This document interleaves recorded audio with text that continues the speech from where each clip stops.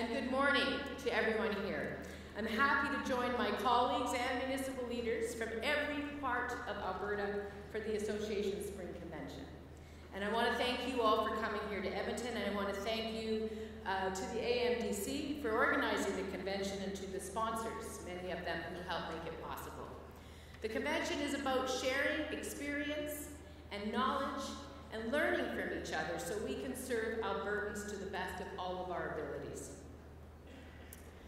So the need for us to work effectively as partners, quite frankly, is more urgent than ever. There is no doubt that the government of Alberta has been seriously slammed by the current crash in commodity prices. As Finance Minister Ceci reported recently, we may be looking at a deficit of well over $10 billion. And that means that we've abruptly lost almost $1 in 5 from our revenues. And I know for all of you who manage your own budgets that you would understand how significant that is. No one involved in the public sector can just pretend that nothing has happened. And if this continues for any length of time, it won't be business as usual for any of us in the years to come.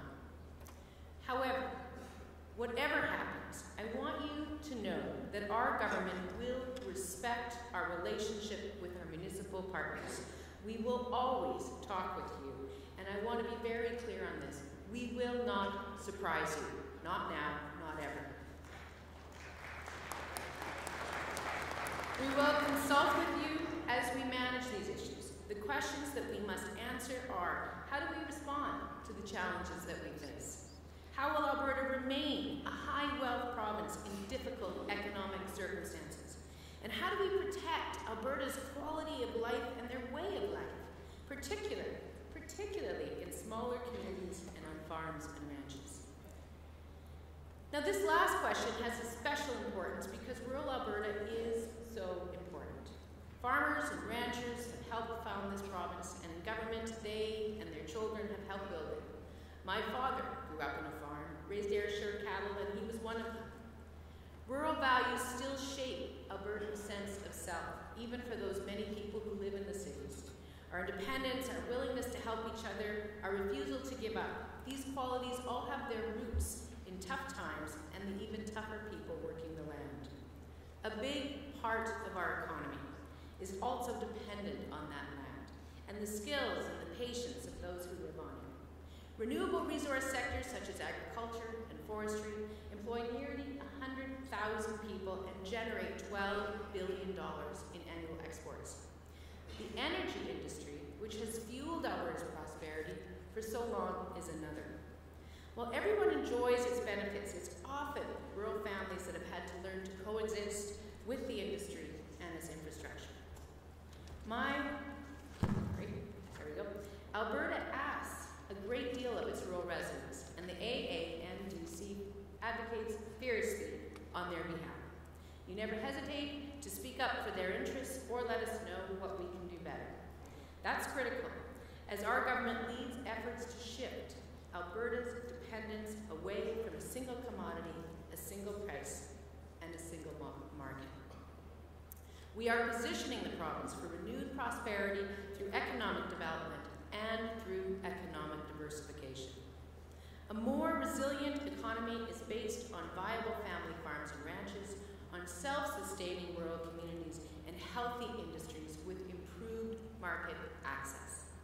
But we don't have all the answers, and so we have to look to experts like the AAMDC for advice and direction.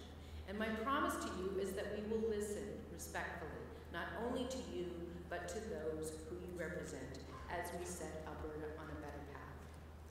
So you'll see this for yourself, especially when it comes to the steps, for instance, that we are taking on a not uncontroversial issue, which is that around enhancing safety for waged non-family workers in the agricultural sector. Our government recognizes that farming is a way of life which must be preserved, and we're determined to work with farmers and ranchers to strengthen that way of life. At the same time, we want to ensure that salaried farm workers are as safe as possible on the job. And we know that no one cares more about farm and ranch safety than owners and operators. So So, beginning this month and in the months ahead, our government will consult with agricultural professionals, groups like the Ag Coalition and others, to develop sensible regulations that account for the sector's unique needs. This process will include working groups of stakeholders and experts that will make recommendations on how employment standards, occupational health and safety requirements should be applied. And producers who've joined agricultural commissions and marketing boards can provide input through their organizations. And members of the public will be able to offer their opinions as the regulations are developed and once drafts have been completed. Family farms in other provinces thrive with workplace safety legislation, and together we'll find solutions to ensure that that is the case in Alberta too. So let me be clear again, we will take the time that's necessary to get this right. So, cooperating with farms and ranchers encourages development in rural parts of the province. But we realize that there's more that our government can do to improve economic prospects and protect people's quality of life. In the past, Alberta delayed infrastructure spending during the downturn, and when growth returned, we struggled to build in an overheated economy that drove prices up. This time, on the advice of former Bank of Canada Governor David Dodge, we are investing during the downturn when labor and materials are more affordable. Albertans will get the infrastructure they need at a more reasonable cost, and more will stay employed at the same time. Our $34 billion capital plan will build priority infrastructure projects to support families, businesses, and municipalities province-wide. This includes investments that help municipalities like roads, bridges, transit, flood mitigation, and water and wastewater initiatives. Water facilities are a great example of our expanded focus. We're providing more than $500 million for water grant programs over the next 5 years. That's a 45% increase over the previous government's proposed budget. Now communities can re-examine some of the projects that they've shelved.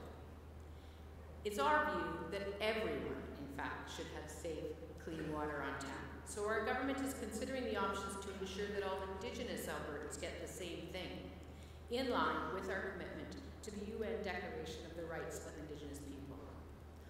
All of these investments together will help prepare municipalities for growth while retaining the tradespeople, equipment, operators, engineers, and other professionals that the economy needs. Again, we're not acting unilaterally. Government is seeking guidance from communities on the investments that best address their needs. With municipalities and relevant stakeholders, we are discussing new transit and rural bus service programs along with the development of a new public transit strategy. And in light of our decision to restore funding to the Strategic Transportation Infrastructure Program, we're meeting with municipalities here at this convention and additional groups outside of the AAMDC to learn how the program should proceed. Our government is also finding new ways to strengthen the small and medium-sized enterprises that power rural communities. So last fall, we made $1.5 billion available to Alberta Treasury branches to increase its lending to businesses that might otherwise find access to capital constrained. We directed the Alberta Investment Management Corporation, or AAMCO, to set aside $500 million for promising companies. And we made $50 million available to the Alberta Enterprise Corporation to help entrepreneurs secure the capital and mentorship that they need to commercialize their burgeoning ideas. And recently, we signed a letter of intent with the Business Development Bank of Canada to find ways of expanding the availability of capital, resources, and services from that source for small and medium-sized businesses here in Alberta. The upcoming budget will contain further measures to promote access to capital for job creators, as well as other programs for job creators. As well, government will partner with leaders in Alberta's credit union system to ensure they have the right tools to enable small and medium-sized businesses to grow. At last, but far from least, we will partner with local and municipal leaders like you. The best ideas about job creation come from the communities where we want the jobs to be. Local communities are bursting with regional economic development proposals and opportunities. What is needed is the means to act, and that's where the Government of Alberta can help. the upcoming budget, we're going to put some tools and some resources into your hands on a regional basis to make some of those strong regional economic development ideas into reality. So friends, we are all painfully learning once again that you can't count on the price of oil from month to month or week to week. But when we consider the future of our economy, one thing we know we can be sure of is that the energy industry itself, specifically a growing, diversified, increasingly value-added energy industry, will continue to play a critically important role in our economic future. Just like rural Alberta, it's essential for the province's success. And the decisions of our government makes that affect the sector, let me just try this one more time. The decisions that our government makes affect that sector, and they're designed with that issue in mind. So the ongoing global supply glut has taught producers a very hard lesson about lowering costs. So on the advice of the Royalty Review Panel, we are modernizing the Royalty Review system to promote and provide incentives for greater cost control. However, the energy industry also depends on exports, and that's where change can make the biggest difference. Alberta has one foreign customer. I think you've probably heard me say this before, the United States. And as you've probably heard me say before, they have become our biggest rivals thanks to their own unconventional resources. So the U.S., in addition, has something else that Alberta doesn't have, which is access to tidewater. And we know that we need that too. Alberta's producers must be able to sell to a wider range of buyers if our province is to be better insulated from fluctuating commodity markets. One of the key markets we need access to is our own country, Canada. I don't think really that most Canadians know that our country purchases almost 1 million barrels of oil a day from overseas, or that a substantial portion of those imports come from countries that are sharply opposed to our values. It makes no sense to send our dollars overseas when those dollars could stay in Canada, investing in Canada and creating more jobs for Canadians. So we're working hard to expand energy exports at home and abroad. One of the things that stood in the way in the past has been environmental issues, and so they have been a sticking point. But now, under our government, this province has something it never had before, a comprehensive plan to fight climate change. The plan is built, as you've heard, around a carbon levy, around a hard limit on oil sands emissions, around phasing out coal, and reducing methane emissions, something that was discussed, as you may have heard, in Washington last week. We developed the Climate Leadership Plan to counter the threat of climate change, because that's what governments do when they are faced with the science and the need to act. And because Made in Alberta solutions will work better than anything that is imposed on us from outside.